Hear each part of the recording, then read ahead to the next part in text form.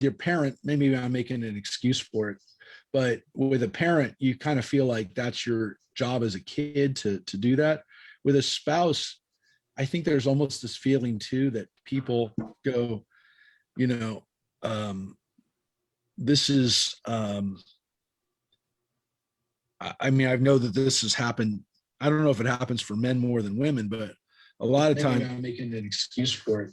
But with a parent, you kind of feel is, I think men sometimes feel almost like they'd rather not even go on without their spouse, because it almost feels like the, you know, that maybe it's more kind of the traditional, my wife took care of me, that kind of thing, and now there's no one to, I was taking care of her, and now there's no one that's going to be left to take care of me. And I think that there's a lot of strange feelings that guys have when their wives pass, and I see a lot that they pass not long after, when it's the guy, because I think it's just almost hard for them to even fathom living without their. Well, I worry about my husband. Should I die first? You know, I think there's stop doing things for him. I think there's really that feeling. I think that there's guys who really do feel that way, and I don't know. Like, part of it's really touching, but on the other hand, it's kind of I don't know if it's generational. I don't know. I don't know if it's a generational thing. I guess we'll know in a generation or two whether it's a generational thing. But I mean, because I mean, I think I'm a lot more independent than my father or grandfather was for that. But who knows? I don't know. You know, I don't. It's just gonna be the way guys are. But anyways, back to the original question. I think Rosemary's doing remarkably well, and will do well if she's on watching us on Facebook. Maybe now I just put us up on Facebook. Maybe again, she knows that we're thinking of her and wishing her well. I'm not going to wait for Judith anymore. I'm going to start. That's interesting. I never did that before. Speaking to me. My computer's speaking to me. Did you hear that? Recordings in progress. I don't like when my computer speaks to me, by the way. It makes me feel like it's watching me. Scary. Yeah, it makes it feel like it's a little too in control, I have to say. So I also I set up my computer. Who's the recording going to? I know the whole thing is. I feel like I'm out of control.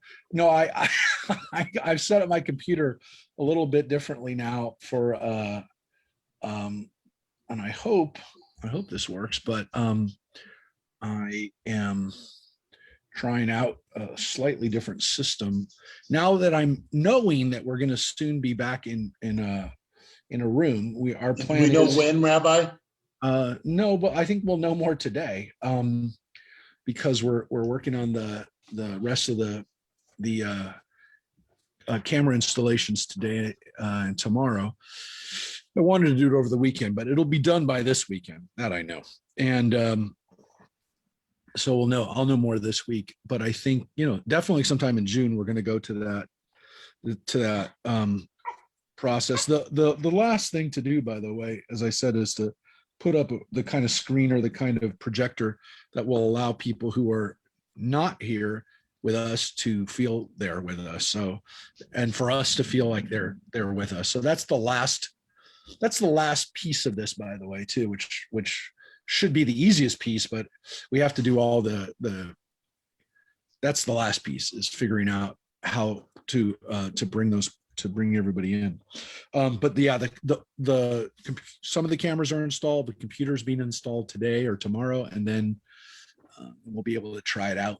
But I definitely want to try it out. I don't want to have, one thing I don't want to have is technical glitches. And they're inevitable, but I want to have it as much, as much in control as possible. So anyways, that being said, the reason that I'm working off this slightly different computer system today is so that I can transition into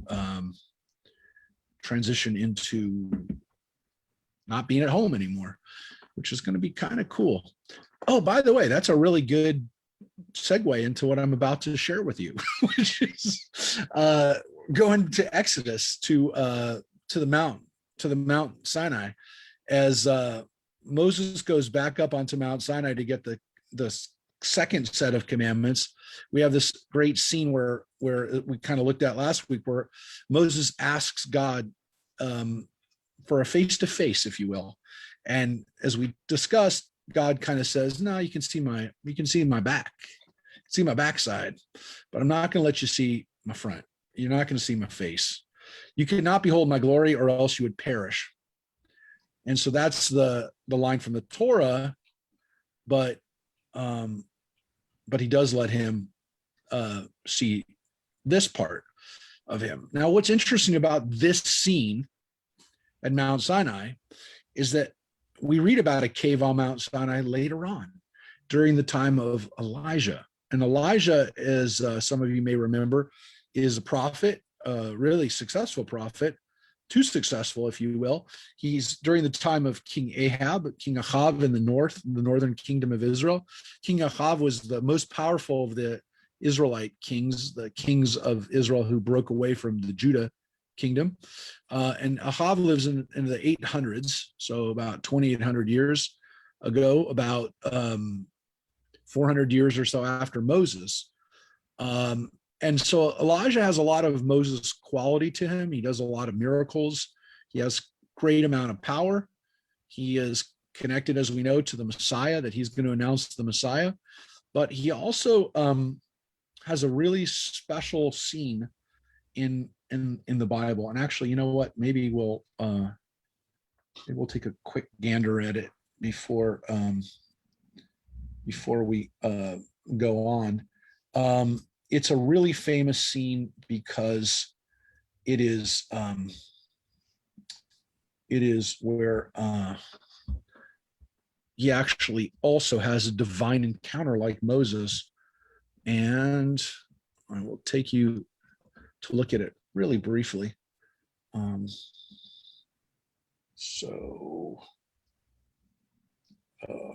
is it? Hold it. We are going to go to the Book of Kings and chapter 19. So let me just share this up real quick. Let's go. So this is Ahab and his wife Jezebel, the original Jezebel. They had put all the prophets to the sword except for Elijah. They couldn't get Elijah. Jezebel sent the messenger to Elijah saying, "Thus and more may the gods do if this time tomorrow I've not made you like one of them." So Jezebel, this is why Jezebel is so bad. She threatens Elijah's life and does it in a almost, I don't know, gangster way.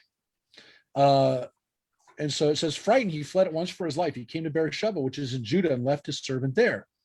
He himself went a day's journey into the wilderness. He came to a broom bush and sat down under it and prayed that he might die. Enough, he cried. Now, O Lord, take my life, for I'm no better than my father's.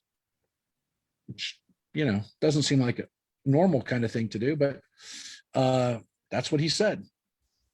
And an angel comes to him and says, arise and eat, or the journey will be too much for you. So it says he eats, gets up, he eats and drinks, and then he walks 40 days and 40 nights.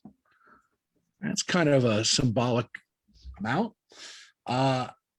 Again, and he comes to the mountain of the God at Horeb, which is Mount Sinai.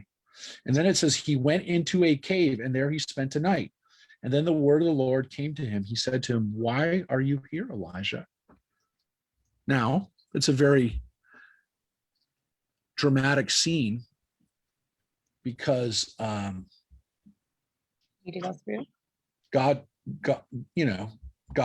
God told him where to go, or the angel at least told him where to go. So it's God being pretty cryptic. And he replied, I'm moved by zeal for the Lord, the God of hosts. For the Israelites have forsaken your covenant, torn down your altars, and put your prophets to the sword. I alone am left, and they are out to take my life. Come out, God called, and stand on the mountain before the Lord. And lo, the Lord passed by. There was a great and mighty wind, splitting mountains and shattering rocks by the power of the Lord. But the Lord was not in the wind. After the wind, an earthquake, but the Lord was not in the earthquake. After the earthquake, fire, but the Lord was not in the fire. And after the fire, a soft murmuring sound. Kol damama daka. When Elijah heard it, he wrapped his mantle about his face and went out and stood at the entrance to the cave. Then a voice addressed him, "Why are you here, Elijah?" And he says again, "I'm moved by zeal for the Lord, the God of hosts, for the Israelites have forsaken your covenant, torn down your altars, and have put your prophets to the sword. I am alone left, and they are out to take my life." And then the Lord said, "Go back by the way you came and onto the wilderness of Damascus. When you get there, anoint Hazael as king of Aram. Also anoint Jehu, son of Nimshi, as king of Israel. And anoint Elisha, the son of Shaphat, of Abal Meholah, to succeed you as prophet. Whoever escapes the sword of Hazael shall be slain by Jehu. And whoever escapes the sword of Jehu shall be slain by Elisha. I will leave in Israel only 7,000. Every knee that is not knelt to Baal and every mouth that has not kissed him." So this is Elijah being called onto his great mission, which is to anoint two kings, to create two kings, one that's not a Jew, one that's not an Israelite. Hazael is a king of Aram, which is Syria. And the other one, Jehu, who's going to be the king who takes over and kind of usurps Ahab. But most importantly, he makes Elisha his next prophet, his disciple. And so God tells Elijah here, this is what you got to do in order to fix things. And fix them pretty brutally, as you can see, because he basically says, I'm bringing these kings and this prophet in to clean house. There's going to be a lot of death. And so Elijah has this wonderful vision of God, which it's filled with it's filled with responsibility. And as much as he came there afraid, he goes back out knowing that he's going to wreak some havoc in the process. Hold it one second. So that is the story that this Midrash is alluding to right here, which is, hold it one second.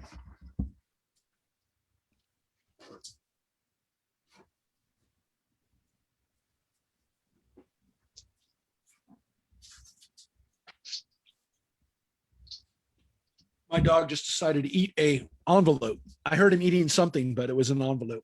So I took it away. Anyways, that was weird. But I hope it wasn't an important envelope. I hope there was nothing in the envelope. But yeah, this is the way Elijah hears God. And it's the same place that Moses also saw God.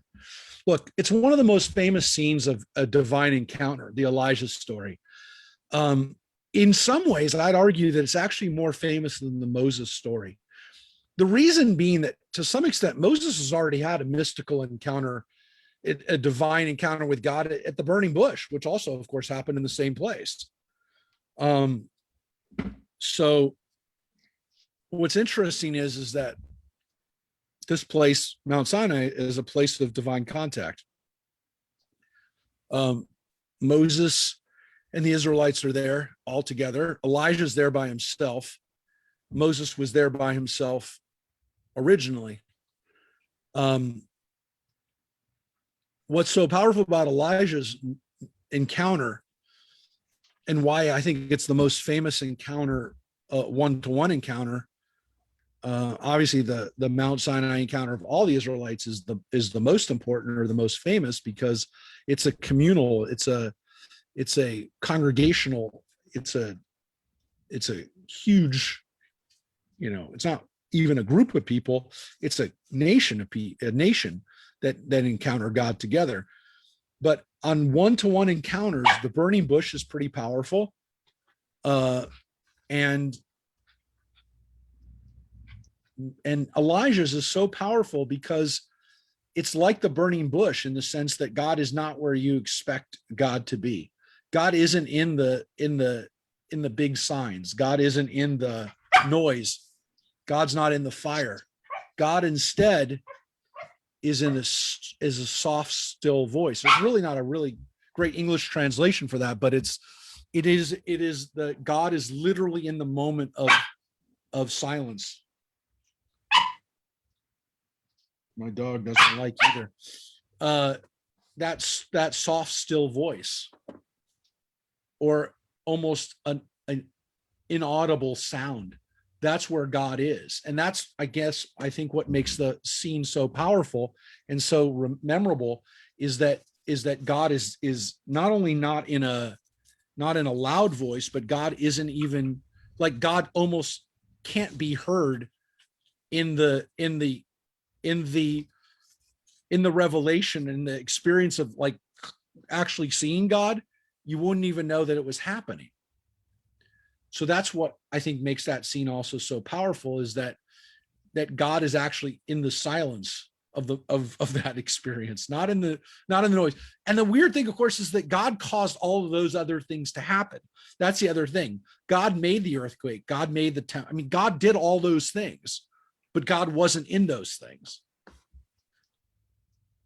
So that's kind of that's the paradox, or the supreme irony of it, is that God did make those things. It says God did all those things, but God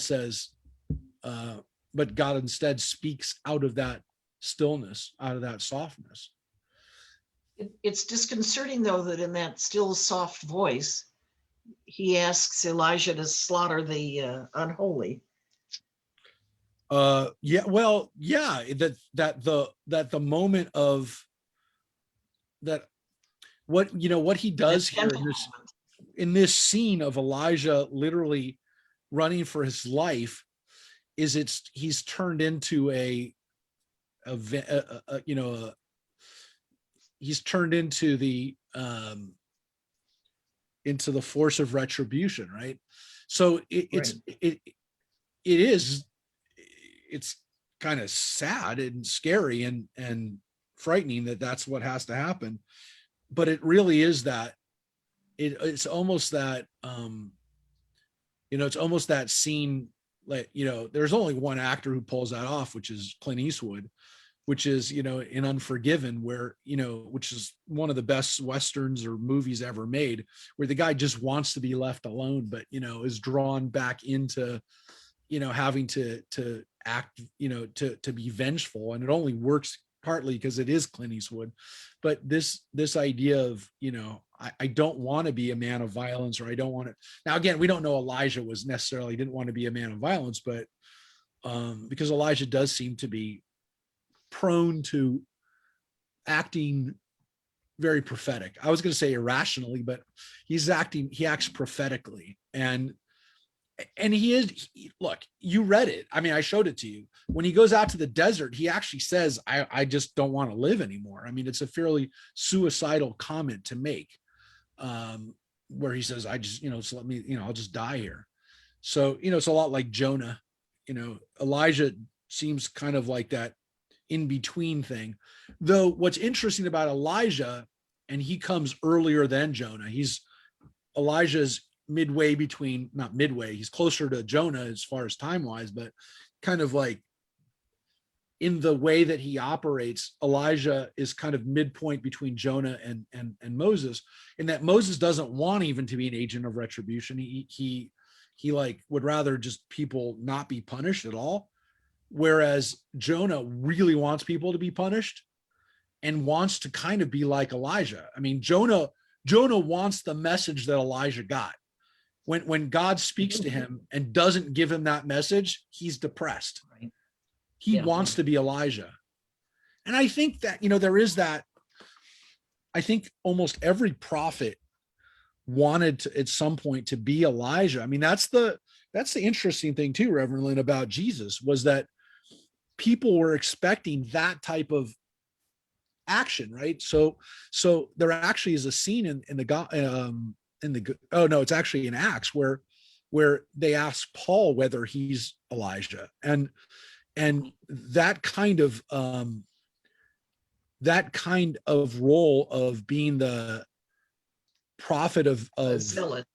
yeah, the people want that, expect it, and in some case the prophet like Jonah really does want that. He wants to be the zealot, he wants to be the enforcer, and Elijah, I didn't really cut anything out. Well, I didn't read the next line, but I'll read it to you.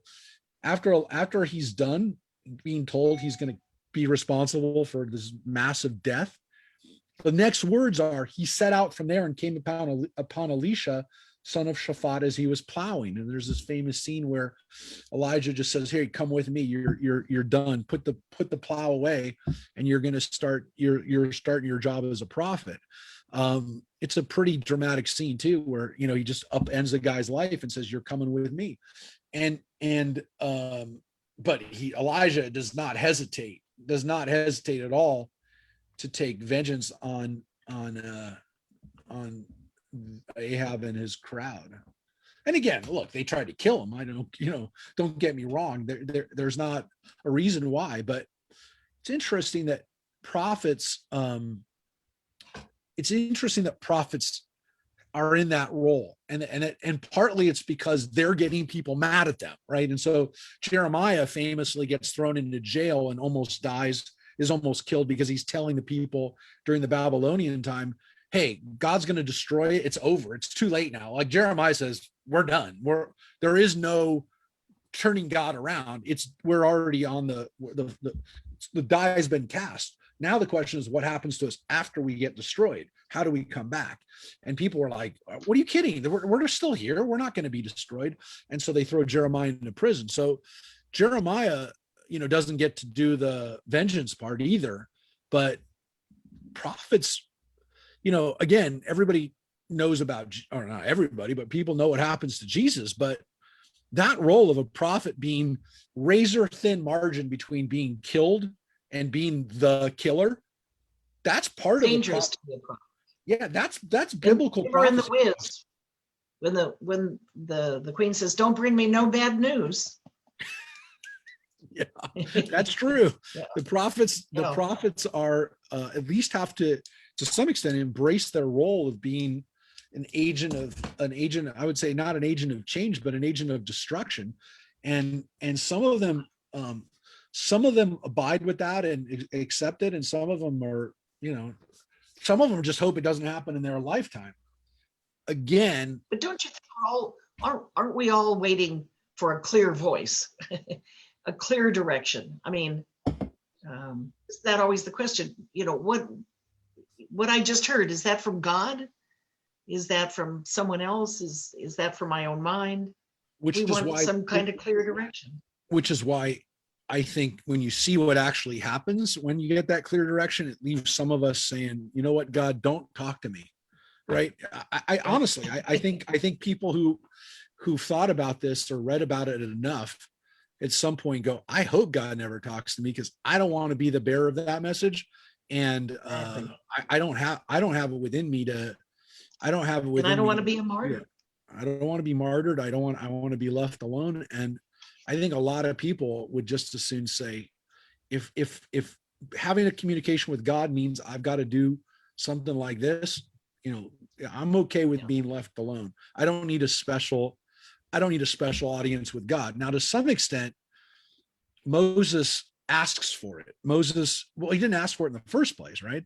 But once he has it, he wants more. So when he asks God to show himself, that is Moses pushing the divine experience. But you could also make the argument he's already been given his mission. He's already been given his charge. He's already killed lots of people, right? He's killed lots of Egyptians. He's killed, by this point, he's already gone back down and killed a bunch of Israelites. So, or been responsible for killing a bunch of Israelites. So he's already accepted that. the question of if you knew that speaking to God would then also then include this kind of stuff in the future. If your hands were already bloodied, it might be easier, like Moses does, to say, but God, show me more of you. I want to know more of you. That's almost not only understandable. That's like, yeah, I would do that. I'm already in. I've already done the hard part. But and you can make the argument Elijah had already done some hard stuff by the time he doesn't actually ask to see God. He kind of just wants to either be alive. He just wants to be either left alone. I don't know if he wants to be left alone, but he wants protection, and he wants to know he's doing the right thing, I guess. But Elijah and Moses, there's definitely parallels between them. Elijah is the closest that we get as a prophet who gets to see God really kind of face to face, or not during a vision or a prophetic inspiration. Elijah definitely has more connection with God. And again, Elijah, because of the way he dies or doesn't die, he becomes, this mythic person in a way that even Moses isn't. I mean, we don't open a door for Moses to come to our Seder. We don't set a chair for Moses at a bris. Elijah has a role to play that's mythic in a way that even Moses doesn't have. So Elijah does take on a role that is almost, I want to say, halfway between Moses and Jesus, but there's definitely some stuff there. And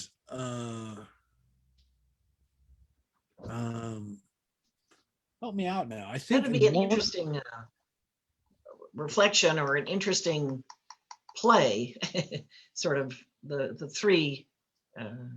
Yeah. Now, isn't there a scene with the Transfiguration? Yeah, I was just going to say that I don't think I'm, I don't think I'm losing it here, but in the Transfiguration, and this is a pretty big scene for it's a pretty big scene in the New Testament. Scriptures. Yeah, it's and of course the disciples didn't get it, so. Yeah, so it says, this is from the book of Matthew. I mean, it's in all the synoptic gospels, all of the Matthew, Mark, and Luke. So it's a pretty important story. After 6 days, Jesus took with him Peter, James, and John, the brother of James, and led them on high mountains by themselves. Again, being up in the mountains. There he was transfigured before them. His face shone like the sun, and his clothes became as white as the light. Just then there appeared before them Moses and Elijah talking with Jesus. Peter said to Jesus, "Lord, it is good for us to be here. If you wish, I will put up 3 shelters, one for you, one for Moses, and one for Elijah." While he was still speaking, a bright cloud covered them, and a voice up from the cloud said, "This is my son whom I love, and with him I am well pleased. Listen to him." When the disciples heard this, they fell face down to the ground, terrified. But Jesus came and touched them. "Get up, don't be afraid." When they looked up, they saw no one except Jesus. So you can see that scene that Peter and James and John all saw there was that Moses and Elijah are there with Jesus. And so you can see the connection and why, again, for Christians and for Jews at the time, I think anybody who was going to be that next prophet was part of this pantheon, this trinity, if you will, of, I mean, I'm not saying it's the Trinity, but it is a Trinity of Moses, Elijah, and whoever else is going to take that place. And in this moment of the Transfiguration, it is Moses, Elijah, and Jesus as a trinity of prophets who, again, in that moment, God, God from the cloud says, Jesus is not like anybody else, right? Jesus is my son. So that's a pretty key scene in, if you will, Christian theology, and kind of making sure that if you thought that Jesus was one of the big three, he's not. He's bigger than that. He is one of the big three, but he's not, because he's not like the other two. He's not like Moses and Elijah, but you can see that what happened there. So that connection is very important in Matthew's gospel. So absolutely. So when you look at this, and you look at this midrash, I didn't finish with the midrash. If there had been in it an opening even as tiny as a needle's point, both Moses and Elijah would have been consumed by the passing divine light, which was of an intensity so great that Moses, although quite shut off in the cave, nevertheless caught the reflection of it, so that from its radiance his face began to shine. So there you have that scene where Moses ends up with his face radiant, on fire, disfigured, transfigured, all of those things. And by the way, if you heard what the gospel account in Matthew, it says his face shone like the sun and his clothes became as white as the light. So this light and this moment of radiance is there in the gospels as well. And again, there's a danger here, though, in this story. Not without great danger, however, did Moses earn this distinction. For as soon as the angels heard Moses' request to show him his glory, they were very gratefully incensed against him and said to God, "We who serve thee night and day may not see your glory. And he who is born of a woman asks to see it." In their anger, they made ready to kill Moses, who would certainly have perished had not God's hand protected him from the angels. Then God appeared in the cloud. Notice that language, born of a woman.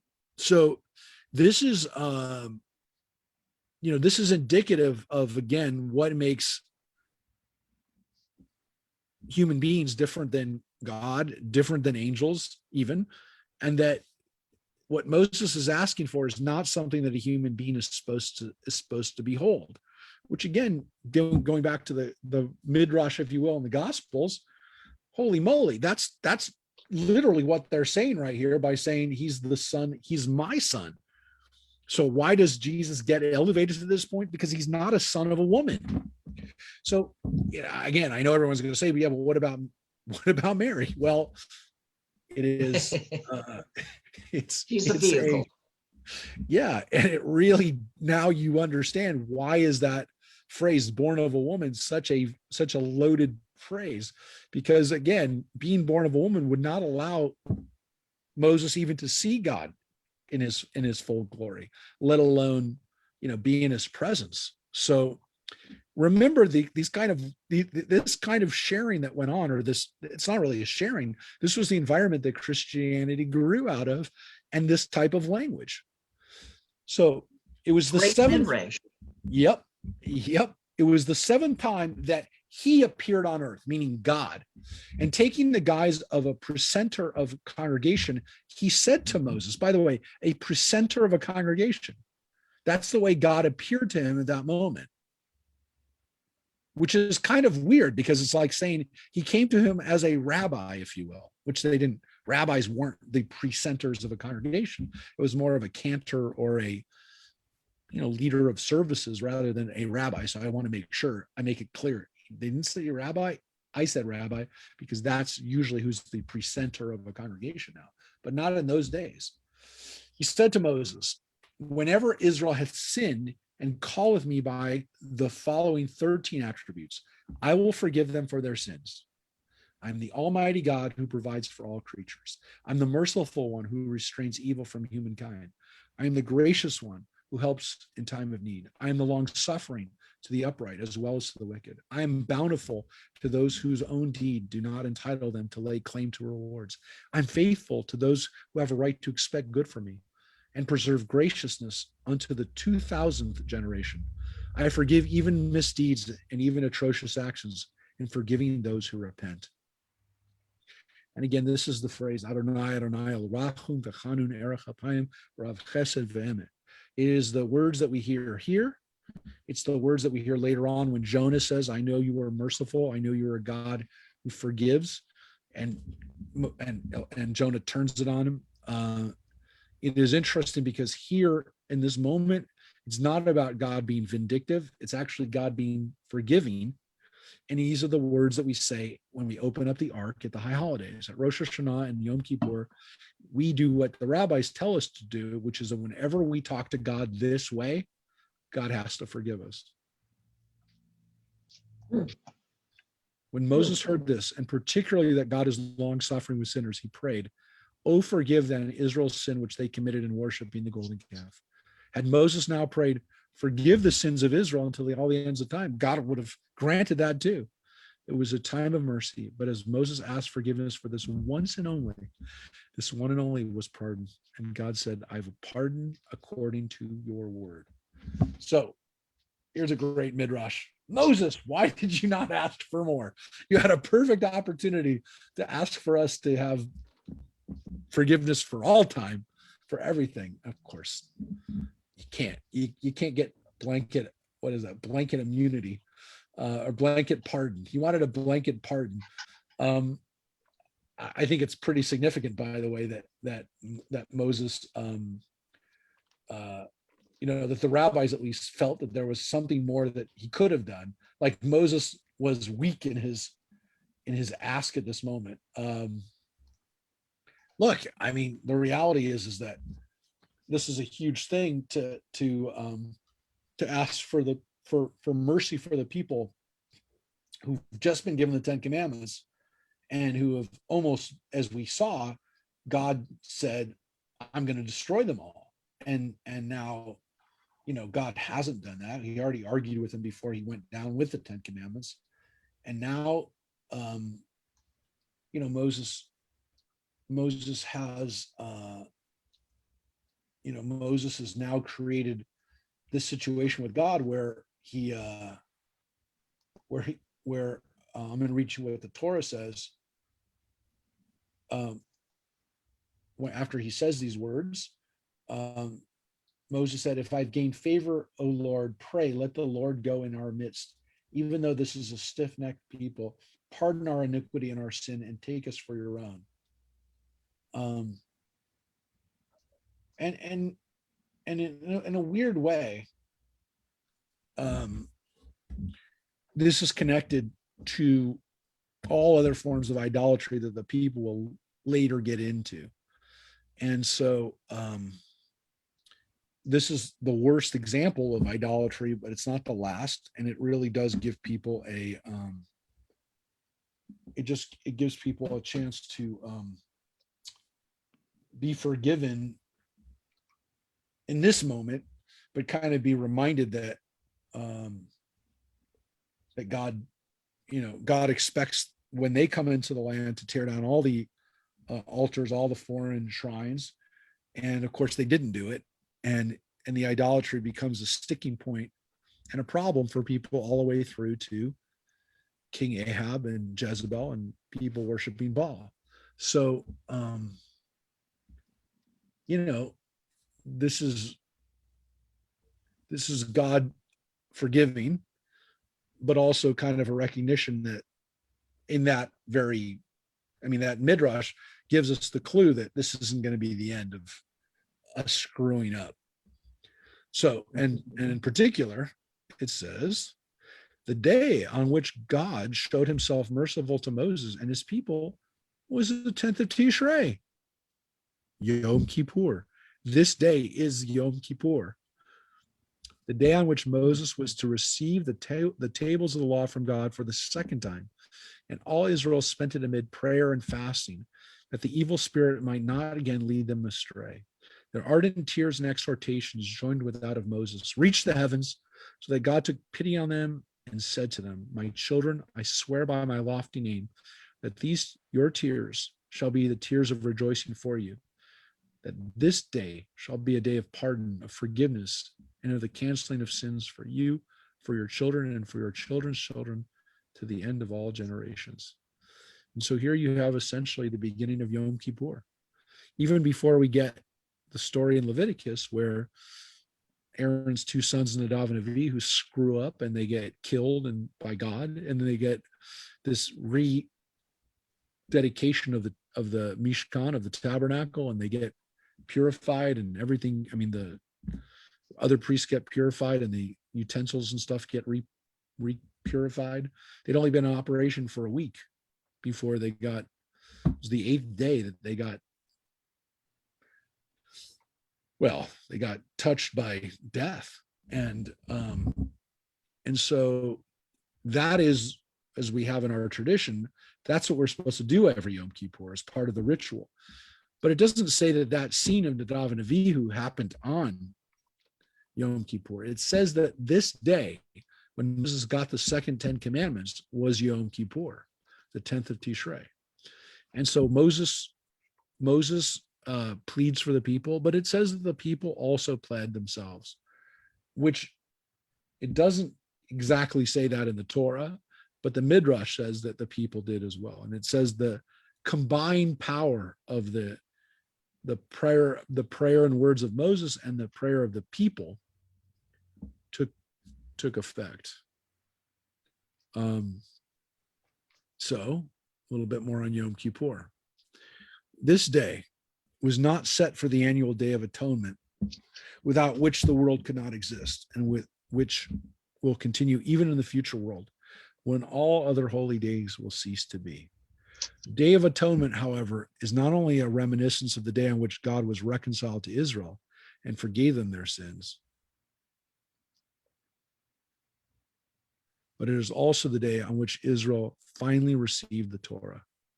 For after Moses has spent 40 days in prayer until God finally forgave Israel all their sins, he began to reproach himself for having broken the tables of the law, saying, Israel asked me to intercede for them before God, but who will, on account of my sin, intercede before God for my sake? Then God said to him, grieve not for the loss of the first 2 tables, which contain only the 10 commandments. The second tables, which I'm now ready to give you, will contain the halachot, the Midrash, and the Haggadot. So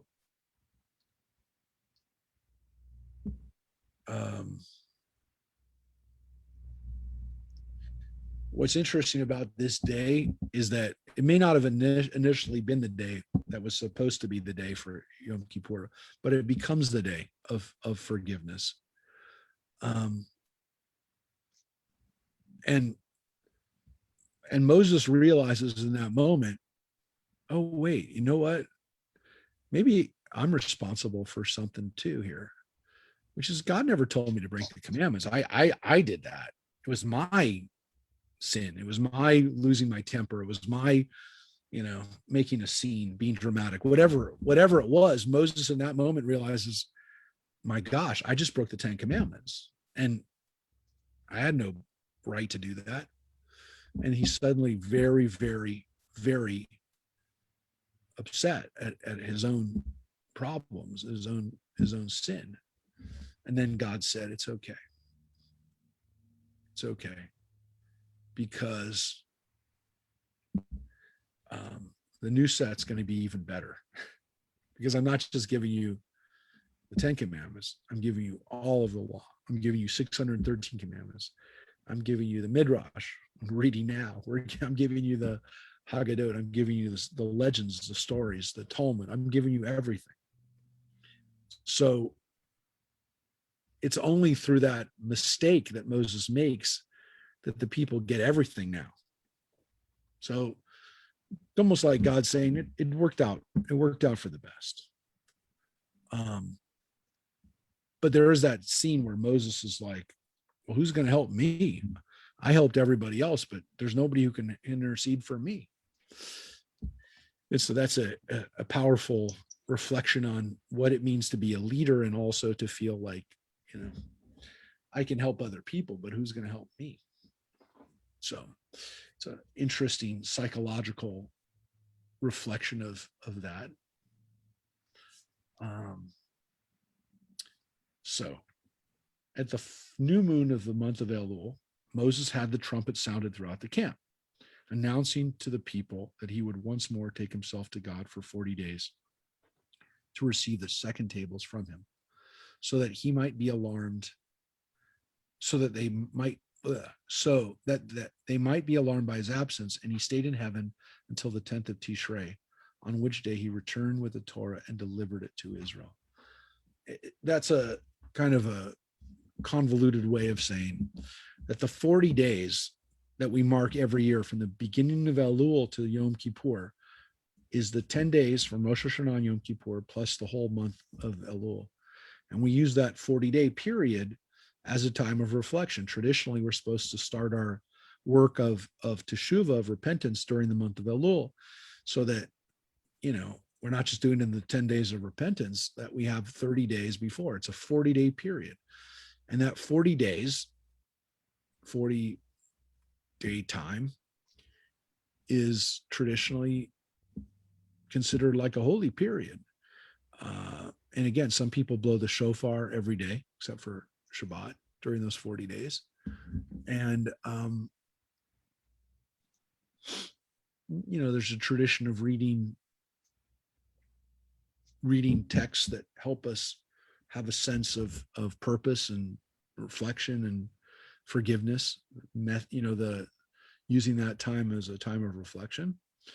And what it does, of course, is it reminds us of that 40-day period that Moses was on Mount Sinai, or at least the 40 days, the second 40 days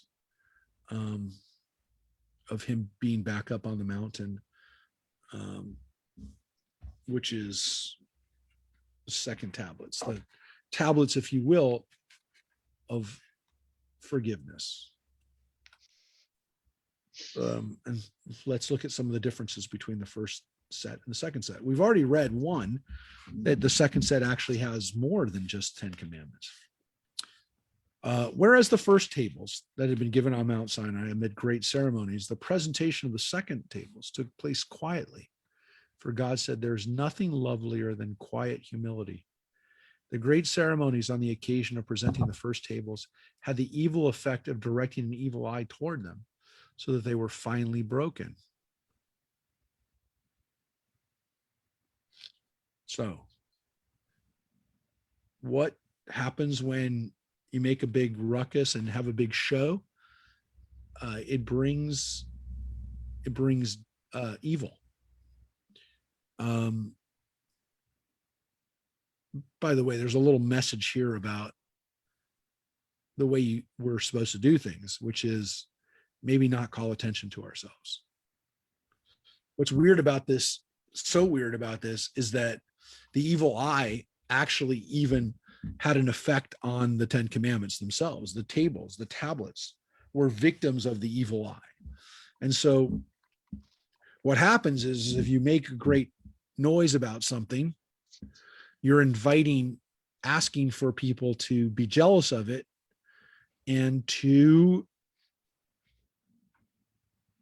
through their jealousy and through their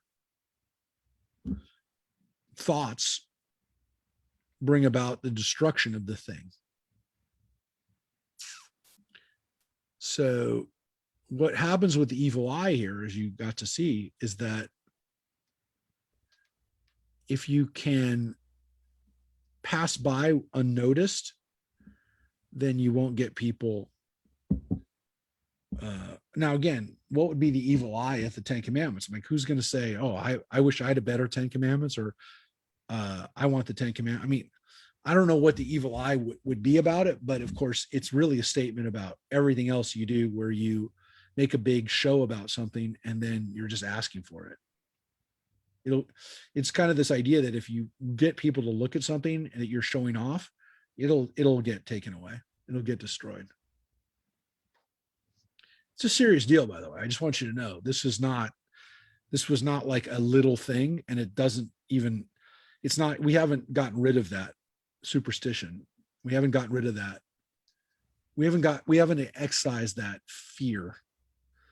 And again, it comes from the fact that, again, people don't want to have their good things taken away, but it's also this feeling of lack of control, that if people look at me or look at my stuff, then they'll be jealous of it, and then I'll get it taken away. Somehow all that negative energy will cause me to lose it. Folks, I mean, I don't know what to tell you other than this was prevalent in Jewish thought for a long time. It's the reason we say Kenahora. when we talk about something good in our lives and we're bragging about something, and then we say in Yiddish, Kain Ahora, it's from the Hebrew, Kain and Hara. Kain and Hara is not bringing on the evil eye. Ayin Hara is the evil eye in Hebrew. So what it's saying is that I'm bragging right now, but I don't want anything bad to happen to it. No evil eye, because I'm acknowledging it, but I want to still keep it on the down low, so that or I recognize that I just opened myself up to the evil eye by saying it. So I'm going to say no evil eye. That's a pretty normal superstition that people would say, but it only works when you are bragging or talking about something that you have. So is that prevalent in the Italian community? Yeah, I don't know if it came from Judaism originally, but it's very old in Judaism, and it is I think it comes from a deep place in people's, deep in their psychology, in their psyche, where they feel that, look, I have something good happening, and if I don't want to lose it. And again, I mean, I guess it's supposed to teach humility on some level, but it also is a magical thinking thing that it's kind of, again, as much as there might be some level of like a lesson from it, which is to have humility and not to boast about things. There's something about this here too, which is I have no control. I'm so worried about losing the good stuff in my life that I'm going to do everything I can to protect it, including, superstitions and hoping to protect things from people's bad glances. Look, I don't know. I mean, it's hard to know. I mean, it's like, I try not to engage in that kind of thinking, but I mean, I'd be lying if I didn't sometimes say, hey, what do I have to do just to be left alone? So there is that feeling sometimes of, hey, if people are jealous of me, is it going to come back and hurt me? Again, I guess the good lesson takeaway from it is you don't boast about things, and you try to have humility. The downside of it is it causes a constant feeling of fear and again, somehow that people's looks and people's minds can cause you to lose stuff, which, holy moly, is pretty much one of the really good indicators that you might have OCD. But I don't know. I'm not going to tell you it doesn't floated through my mind once or twice, but a day. But I don't know. I mean, I don't know why. It's just we don't know. Oftentimes, again, why do people have bad things happen to them? But man, this is indicator that even the 10 Commandments were liable. Could be done. Which like that statement, folks, is pretty significant. Because you'd think the 10 Commandments created by God, like literally God, the first set, the ones that God literally like did, like those couldn't be protected. Like God's own stuff can't be protected from the evil eye. I mean, that's nuts. I mean, that means like all bets are off. There's nothing that you have that somebody has, whatever, nothing created by God's direct hand like that. I don't care what you have, what house, what product, whatever you had in those days, whatever you have these days, nothing's like the 10 Commandments written by God. Even that's not immune from the evil eye. So any control is illusional. Yeah. And don't think that, there's anything you have that you made, is always going to be in your power, and is always going to be safe. Whew, a little scary. So that's one little deal about the second tablets. Maybe we learn a little bit about low key, keeping it low, keeping it calm. So in this also, the second tables were different from the first, that the former were the work of God and the latter the work of man. God dealt with Israel like the king who took to himself. And here's a little parable. Whenever we have these, God was like Israel with the king, like the king who took him to himself to wife and drew up the marriage contract with his own hand. One day, the king noticed his wife engaged in very intimate conversation with his slave, and enraged at her unworthy conduct, he turned her out of his house. Then he who had given the bride away at the wedding came before the king and said to him, "Oh, sire, do you not know when you did take the bride? She had brought among the slaves, and she was intimate with them." The king allowed himself to be appeased, saying to the other, "Take paper and let a scribe drop a new marriage contract. And here, take my authorization signed in my own hand." Just so did Israel fare with God when Moses offered the following excuse for the worship of the golden calf. Oh God, did you not know that when you brought these people out of the land, brought Israel out of the land of the idolaters, out of Egypt? God replied, "You desire me to forgive them. Well, then I shall do so. Now fetch me the other tables on which I may write the words that were written on the first.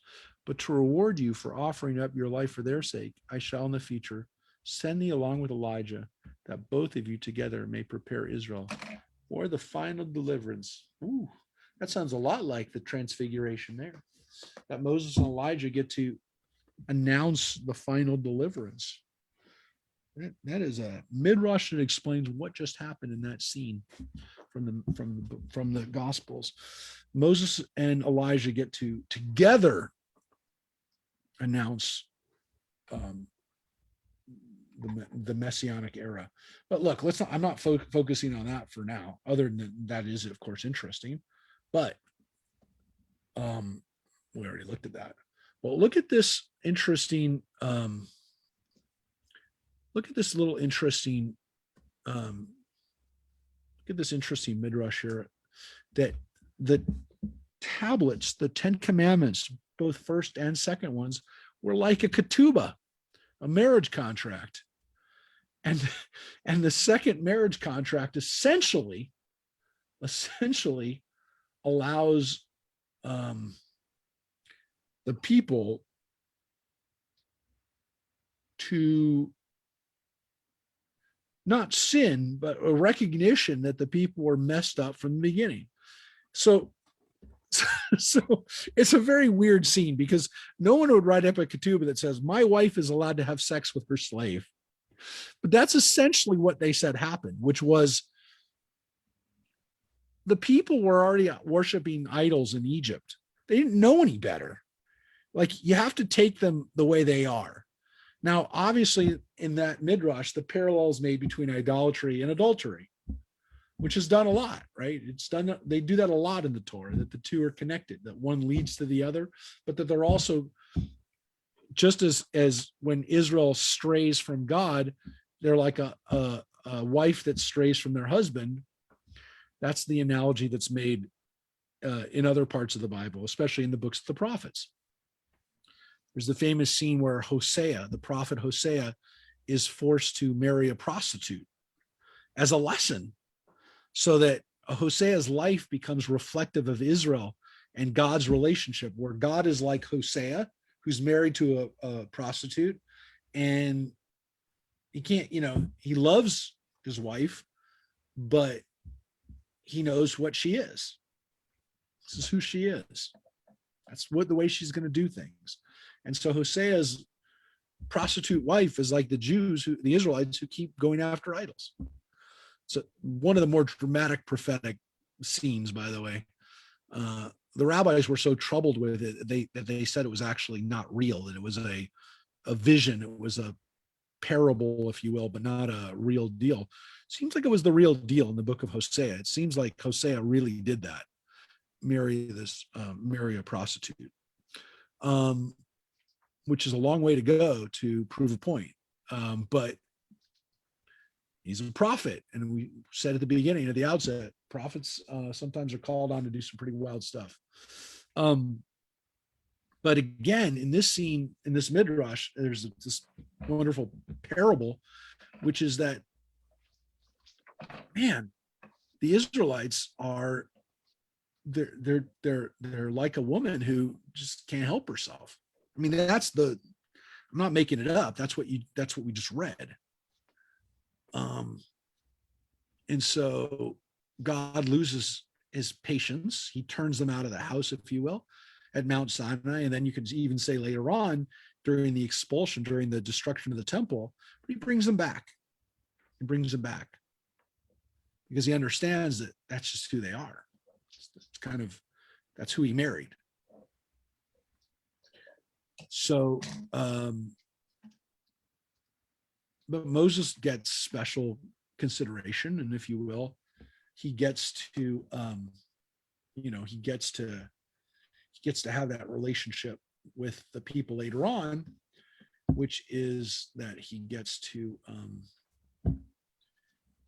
be there at the end of days for the final deliverance, which is again is why you have that scene in the Christian Bible. Exactly this kind of midrash, which is Moses and Elijah there to announce the Messianic era, or to announce specifically the Messiah. Okay. Here's some really good midrash here that I never forget. This is one. We'll get to it. You'll see why. Well, you'll see why I can't forget these ones. Moses fetched the tables out of a diamond quarry, which God pointed out to him. So where does Moses get the tables, the tablets for the second set? Because remember, these are written, I mean, this is human. This is created by humans. So Moses got them out of a diamond quarry, which God had pointed out to him. And the chips that fell during the hewing from the precious stones made a rich man of Moses, so that he now possessed all the qualifications of a prophet: wealth, strength, humility, and wisdom. In regard to the last named, be it said, that God had given Moses charge all the 50 gates of wisdom except one. It's interesting. He got all the wisdom except for one. Let's read the next paragraph and I'll come back. We'll come back to this very strange midrash that we just read, because you did read something that you may be asking about right now. You may have just not believed what you just read. As the chips falling from the precious stones were designed for Moses alone, so too had originally the Torah, written on these tablets, been intended only for Moses and his descendants. But he was benevolent of spirit and imparted the Torah to Israel. The wealth that Moses procured for himself in fashioning the Torah was a reward for having taken charge of the corpse of Joseph, while all the people were appropriating themselves the treasures of the Egyptians. God now said, Moses deserves the chips from the tables. Israel, who did not occupy themselves with labors of piety, carried off the best of Egypt at the time of Exodus. Shall Moses, who saw to the corpse of Joseph, remain poor? Therefore, I will make him rich through these chips. So let's talk about this for a second. I've always loved this midrash for many reasons, not least of which, wait a second. Prophets, one of their qualifications was wealth. Wealth. Right there. Prophets were supposed to be wealthy. That doesn't seem very prophetic. I mean, like normally when we think about a prophet, especially like a prophet like Elijah, who it says was running around in his underwear, literally his underwear, and nothing else. We're oftentimes like, the vision we have of a prophet is somebody who like looks disheveled, is somebody who we might have thought was homeless, unless they really speaking the word of God? Like they're almost supposed to be, are they crazy or is this real? Like you're almost supposed to not be quite sure what's really going on. But wealthy? Where did that come from? Where did that become a prerequisite of prophets? I mean, you can make the argument that prophets knowing the future should all be making a profit. No, they should all be knowing what to invest in, right? Because they know the future, or they have divine insight. If they don't know the future, they're getting information from the ultimate insider. But wealthy, that doesn't seem like a normal thing for a prophet. It seems like almost the anti thing. Does it always mean wealth? Does it always mean financial, or yeah, it can't be a metaphor for something else? Or no, they are literally talking about financial wealth. Now, the argument for this, well, first of all, we know from Elijah's time that the prophets were literally like a caste of people. There was more than one prophet. There was not one prophet at a time. There were schools of prophets. There were prophets who took care of other prophets. People were taking care of prophets financially. There seems to be almost an understanding that devotion to God or close proximity to God.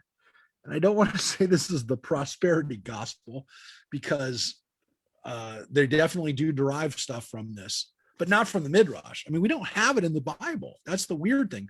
It doesn't really say that, but the rabbis almost derive from this, and it's not for themselves, or maybe it is, but it doesn't say rabbis or teachers. It says prophets. They kind of seem to be saying the prophets needed to be economically okay, because by being economically okay, and I guess in some cases not even okay, but wealthy, was that it gave them the freedom. And we know that Isaiah, by the way, was wealthy. I mean, the Bible kind of says that. There are other prophets who we know, Amos, that are wealthy. I mean, it kind of says so. But the idea that all of them are wealthy, or that's like the norm, it seems to indicate that like being wealthy allowed these people to speak the truth, because they weren't concerned about upsetting anybody. They could speak they could speak power to the powerful, because they themselves were powerful and weren't worried about the consequences. It's an odd deal here. It's an odd, maybe again, goes almost exactly against your expectation for what prophets should be like, what Moses should have been like. Well, we know that kind of Moses was raised in wealth, by the way. So, but the idea that he's still wealthy or gets more wealth, that's a weird kind of thing, because we really don't know how Moses has been living for the last several years since he returned back from Midian, from being with Jethro and his family, which again, we could assume he was a wealthy shepherd, but not that he's like wealthy, like this wealthy, because what happens is that he becomes so wealthy from this experience of keeping these diamond ships, precious jewels, that he is so wealthy that he's like the wealthiest, one of the wealthiest people around from this. So it's counterintuitive maybe, but there is something to be said for what happens when somebody is so wealthy that they can kind of say whatever they want. I mean, we have that. What? They have an independence. Yeah. And we see that happening today. I mean, until his recent fall from grace, Bill Gates had become somewhat of a hero. Definitely during the beginning of pandemic, people were saying, Bill Gates warned us about this. I mean, I don't want to say he was a prophet, but they were talking prophetic language about Bill Gates. Don't you know he said this in a TED talk in 2000? People were literally saying we should have been listening to Bill Gates. You don't hear that about almost anybody except for the prophets. We should have listened to him. I mean, to some extent, he has a role of being kind of, what do they call him, the Wizard of Omaha or whatever, Warren Buffett.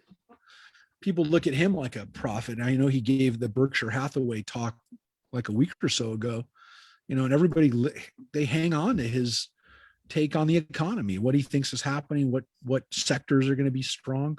I mean, it's usually confined to the economy, but he talked a little bit about post-pandemic economics and consequences, which is important. So he's definitely looked at that in that way. And again, to some extent,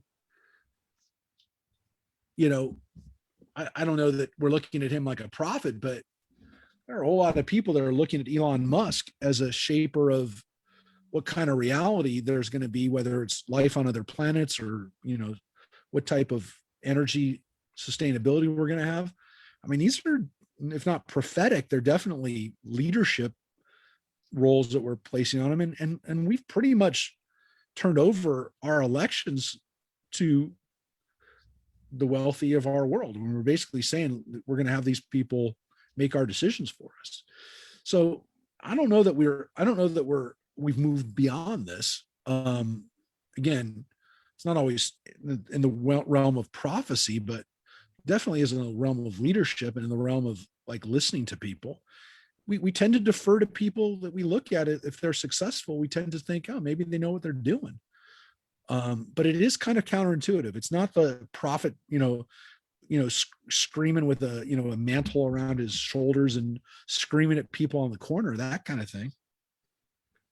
Great scene in Life of Brian, where Brian's walking down a street where there's all these prophets screaming, like crazy people. But there seems to be a different take, at least within Judaism, on this. So there is this idea, first of all, that Moses should have been wealthy. Where's his wealth? Where's it coming from? Well, he got it from here. Well, why did he get it from there then? We got it from there because he was taking care of Joseph while everyone else was taking stuff from the Egyptians. It doesn't say that anywhere, but we do know that he did take care of Joseph. So he gets rewarded. He gets paid back many times over, because he had done, when he was leaving, he didn't take stuff. He gets stuff now. And so it starts off with this idea that Moses got diamond chips. And then why did he get diamond chips? Because prophets are supposed to. And why did he get diamond chips now? And why didn't he have other money? Because he didn't take it before. So all of this is connected to this idea of prophets having money. So that's a very famous scene of Moses and the diamond chips. And of course, I reflect on this every time I go into contract negotiations. I'm joking, that's never happened.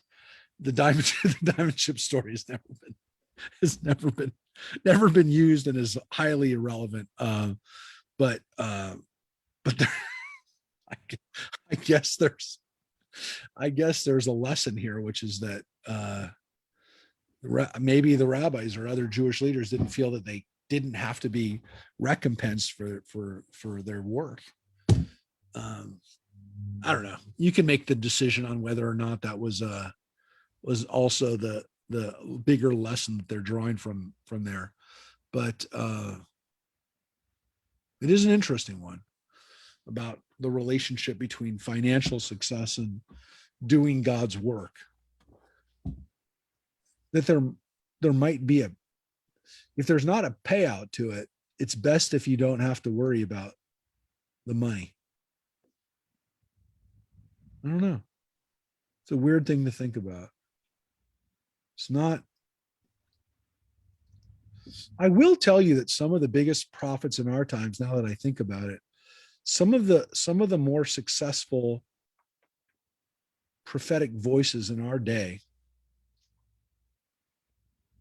we're not raised in poverty, you know.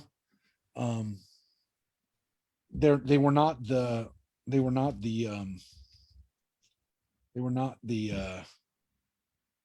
poorest people, if you will.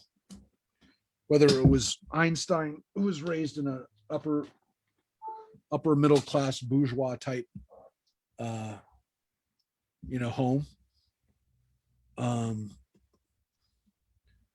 Now that I think about it, there were quite a few there's quite The a few Kennedys, the Roosevelts. Yeah, when you think about it, I'm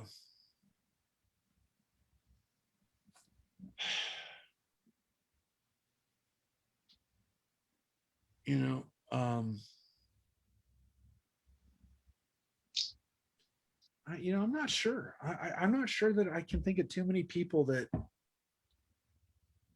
Well, I'm not that he was a prophet, but that he was definitely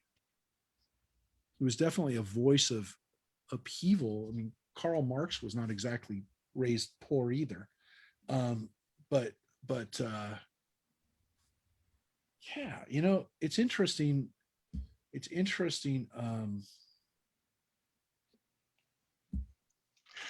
don't know. I mean, was I don't know that Martin Luther King was actually raised in poverty either. I don't think he really was. I mean, he was raised in terrible discrimination, but I don't know that he was actually raised in poverty. I don't know. Somebody might want to let me know about that. I don't know that he was. Like I said, I mean, I know he was raised in pretty horrible situation as far as discrimination, but prejudice. But I don't know if he was raised in poverty.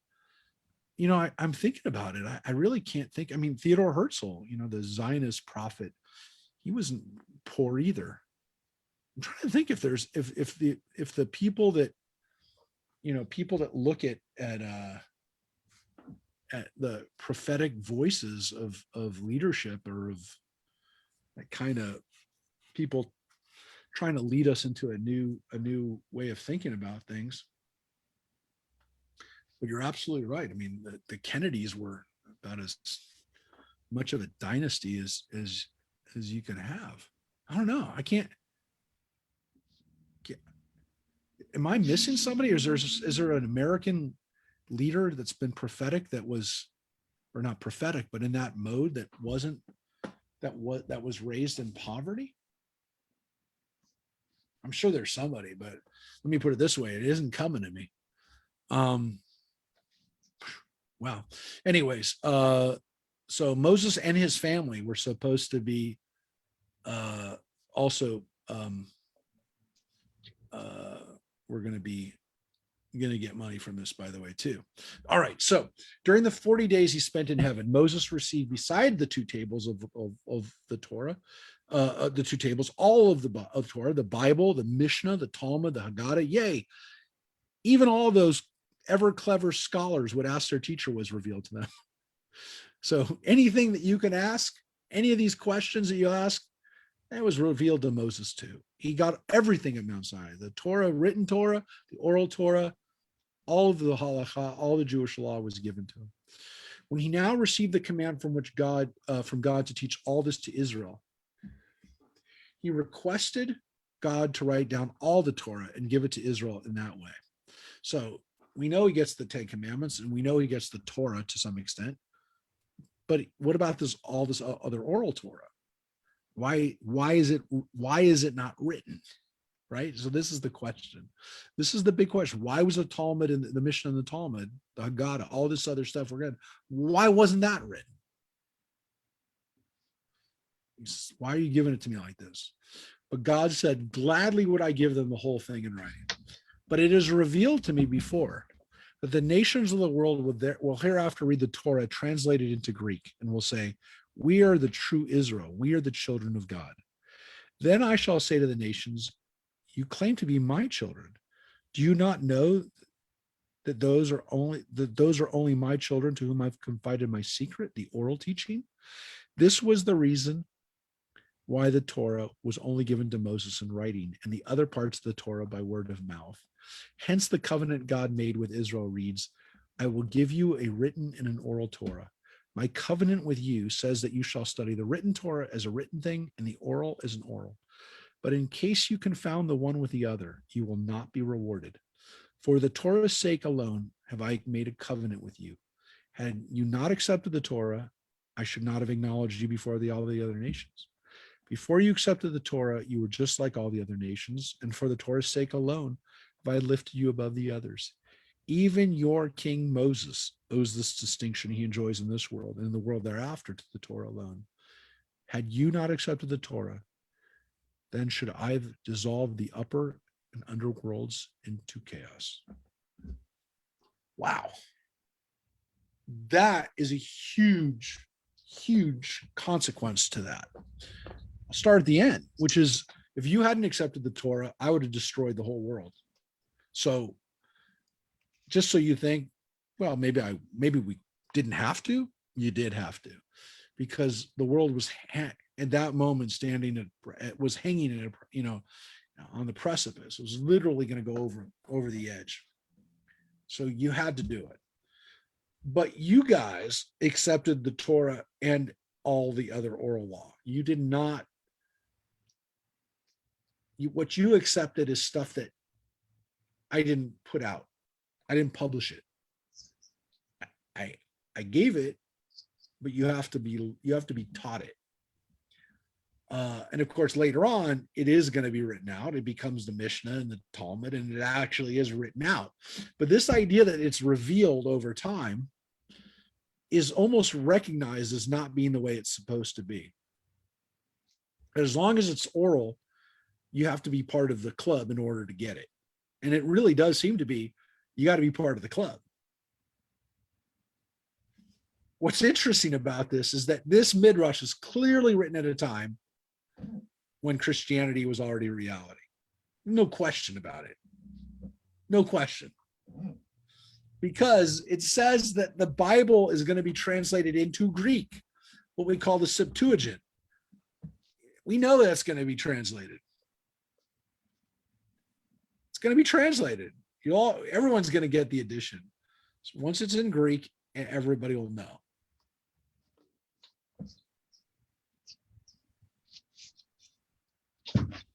Now, what's interesting about that is that once the Gentiles have it, it says, we are the true Israel. We are the children of God. That is clearly a consequence of the birth of Christianity and the later consequences of that, which are that people are saying, no, we're the real children of God. So at this point, they're saying, the rabbis are saying, well, yeah, we all agree, Christians and Jews all agree on the Bible. They all agree on the Torah, at least. We all agree on that. But you don't follow the Talmud. And if you don't follow the Talmud, then you're not really following everything that God gave. So you're not. And so this becomes the sticking point. The sticking point being you're not following half of what God gave. And so as much as Christians would say, well, we have the Christian Bible, that's not even an issue here. The issue here is you don't follow the Torah, oral Torah, and therefore you're not legitimate. You're not following God's teachings. And what makes God powerful, and what makes our covenant powerful, is the Torah, and it's the whole Torah, the written Torah and the oral Torah. And again, then it finishes with, and if we hadn't accepted it all, the world would have devolved into chaos. It would have been torn apart. So there's definitely this this midrash only works if there's groups of people saying, "Oh, what are you talking about? We're the real Jews now. We're the ones that God cares about."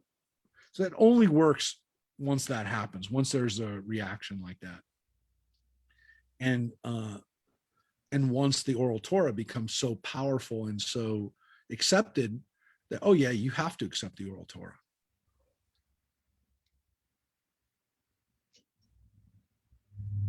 So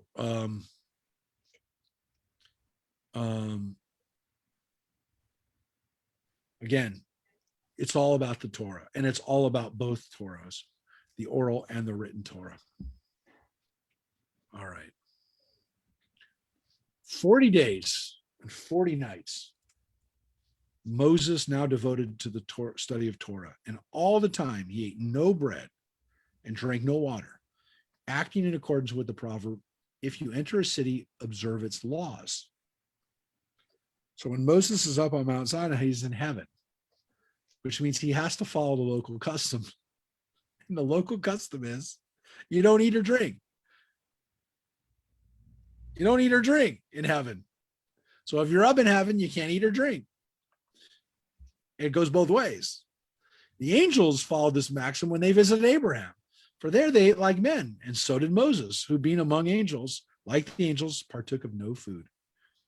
He received nourishment from the radiance of the Shekhinah, which also sustains the holy Chayot that bear the throne. Moses spent the day in learning from the Torah from God, and the night in repeating what he had learned. In this way, he set an example for Israel, that they might occupy themselves by Torah by night and by day. So Moses was engaged 24/7 in Torah. He didn't eat or drink. He didn't have to. Well, first of all, he couldn't, because he has to follow the local custom. So if anybody asks, well, why did Moses not eat on Mount Sinai? Because he was acting like an angel. He was in angel's territory, and so he didn't do it. But he did get nourishment from the Shekhinah, directly from the Shekhinah, which also is what sustains the highest angels in heaven, which, again, the Shekhinah is the divine presence. It's the divine glory of God, which again is the feminine form of God as well. It's the feminine radiance. But according to this, like, it's the inner holiness of God, right by God. Though it does seem the Shekhinah seems to be somewhat independent of God in this. I will point out that there does seem to be, if not a separation between the Shekhinah and God, it definitely seems like the Shekhinah operates as a source of energy that is I don't know if it's independent from God, but it isn't part of that operation, or it's recognized that at least it comes from the Shekhinah.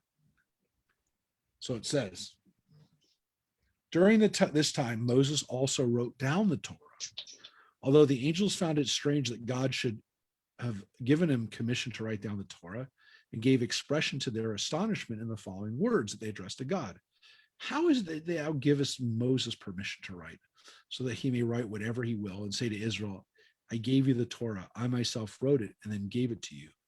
But God answered, far be it from Moses to do such a thing. He is a faithful servant.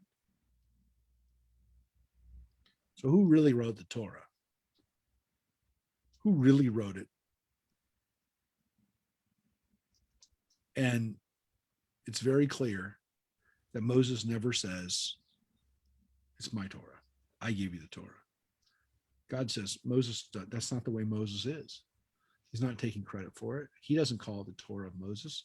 We call it the Torah of Moses, but he never called it the Torah of Moses. Moses isn't going to take credit for it. When Moses had completed the writing of the Torah, he wiped his pen on the hair of his forehead. And from this heavenly ink that cleaved to his forehead originated the beams of light that radiated from it.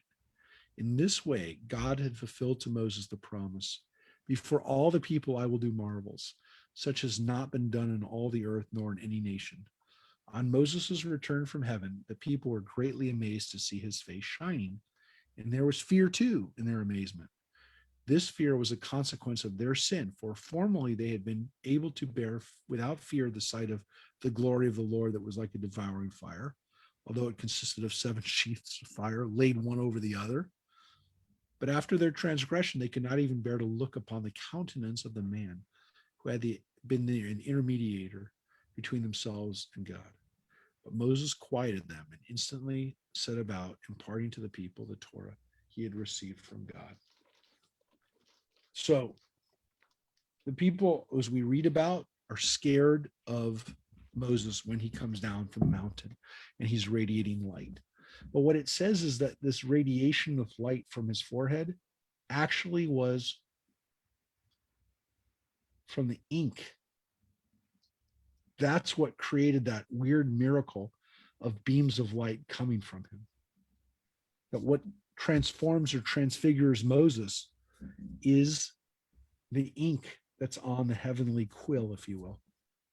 That's what is creating this weird aura around him. What transfigures him, according to this, is not staring at God's backside, if you will, but the ink that he kind of mistakenly gets on his head. That's what causes this to happen. But what happens is that seeing this on a man makes these people afraid. Even though they could see God's glory whenever they looked at the tabernacle, they could see God's glory. But seeing that what happens to it when it comes into contact with a human being made them afraid. Even though they could see, they could look over there, they could see the glory of God standing over the ark. Literally a pillar of fire, a pillar of cloud. It's right over there. But that doesn't scare them as much as seeing what Moses' face looks like after he sees God. Because now they see what it looks like on a person. And it's like, if that's what happens to Moses, maybe we're just going to get burned up. Now Moses engages in teaching Torah as soon as he comes down with the 10 Commandments, the second set. And here's what it says he did. His method of instruction was as follows. First came Aaron, to whom he imparted the word of God. And as soon as he had finished with Aaron, then came the sons of Aaron, Eleazar and Ithamar, and he instructed them. While Aaron sat at his right hand listening. When he finished with the sons of Aaron, the elders appeared to receive instruction. While Eleazar sat at the right hand of his father, and Ithamar at the left hand of Moses, and listened.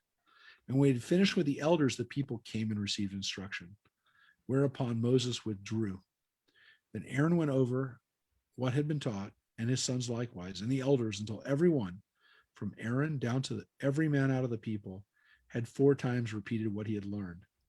For in this way had God bidden Moses impress the Torah 4 times upon Israel.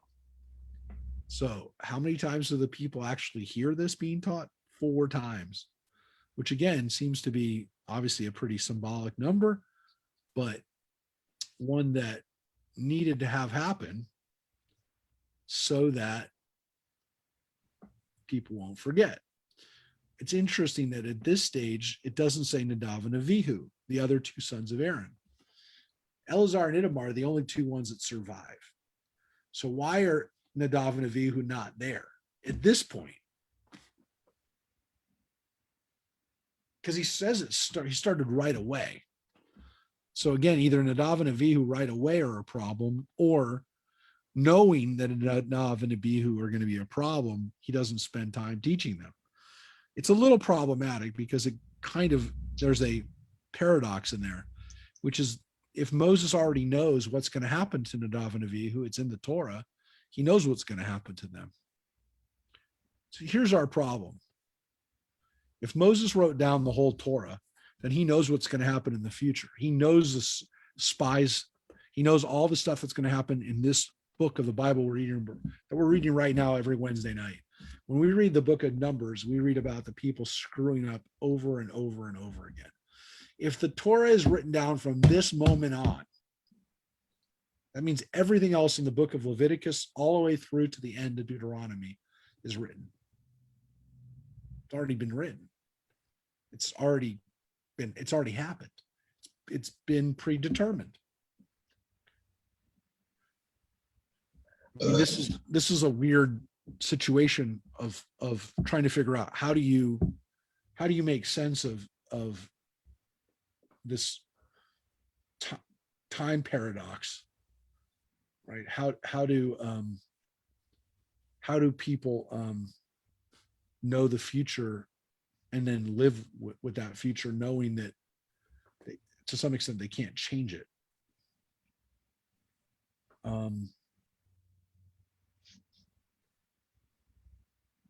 And then, of course, Moses would have had to write about his own death, because he dies at the end of the book of Deuteronomy. And so there is a midrash we actually already read a long time ago, which is that when Moses wrote about his death, he cried. His tears merge with the ink as he's writing about his own death. But isn't there another midrash that he didn't write that last part? Yes, that there is a understanding that Joshua wrote the last part, that he didn't have to write the last part of his death. But again, it seems strange that if, as we read, it's not just the Torah, but all the Bible and that means everything that happens in the rest of the Bible is pre-written. If all the halakha, if all the laws, if all the Talmud and all those laws are there. Look, I think there's an understanding that the rabbis have that maybe not the narrative was written, but that the law was written. They seem to be more comfortable with that. But because remember, the Midrash also contains laws. So when they say the word Midrash or Haggadah, they're not necessarily discounting that maybe it's the legal part of it that gets written. If the story around it is still being written, but that the law was already there. I mean, they're willing to say that maybe there's parts that are not written. Well, the Orthodox doesn't believe that, right? No, though they're okay with the Torah being written. It's an interesting question of whether the whole Bible was written, but because we only derive the laws from the first 5 books, one can make the argument that Psalms or throw out a book of Job or even Joshua, the book of Joshua for that matter, that any of those books are not at the same level as the Torah because they're not legal.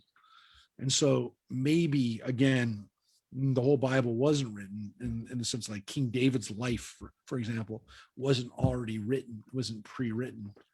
But the rabbis do believe that Moses wrote the first 5 books. Yeah.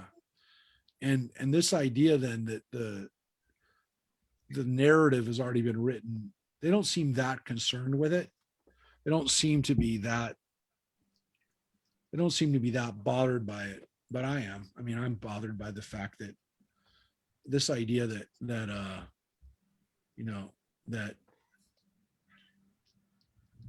the future's already been written is kind of troubling. I will tell you that it kind of bugs me, but look, it's a trade-off they're willing to take, because the more important issue is that the laws that they're following, including the laws in the Talmud, were given directly by God. And that's more important to them to some extent than whether or not everything is pre-written, or at least that the Bible stories are pre-written. Maybe they would say that's a trade-off that we're willing to take, willing to make. But I'm just like, if that's already been pre-written, then it gets to the question of, well, if that's the case, then King David would have known what was going to happen to him because it was already written.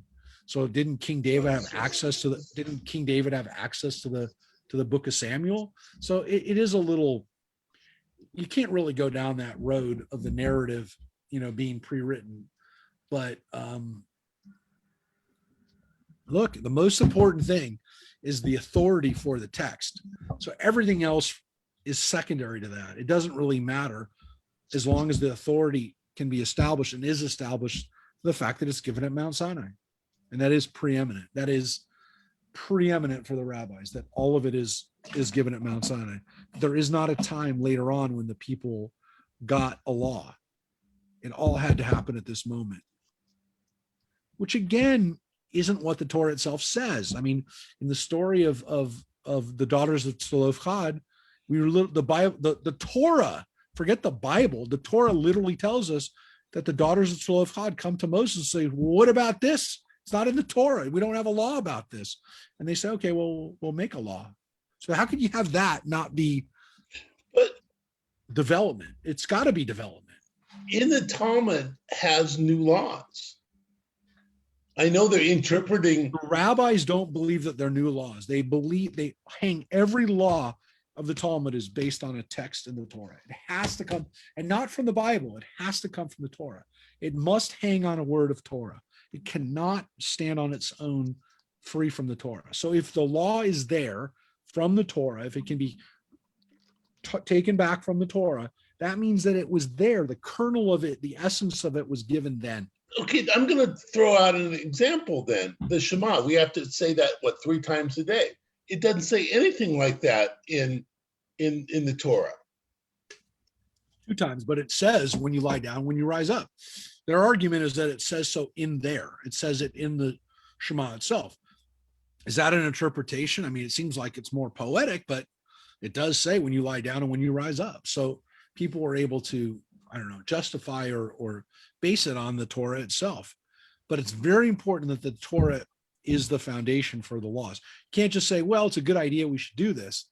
It makes a lot of sense for us to do this. No, the Torah itself has to be the justification for it. It has to hang on a word of Torah. We can't just say, well, from now on, we really should do this. It doesn't matter. Even if it's the greatest law, it's got to come from the Torah. So, which means it has to come from this moment. Everybody, have a good rest of your moments today. We'll see you tomorrow night, at Wednesday night, for our next portion, Bahalotcha, which is, it's got some interesting stories in it. We're starting to get back into the narrative, starting to get into the story of, today we read the story of Miriam, the little incidents of Miriam's life. Yep. Anyways, take care, everybody. Hope you're good. Hope you continue to be good and healthy. We'll see y'all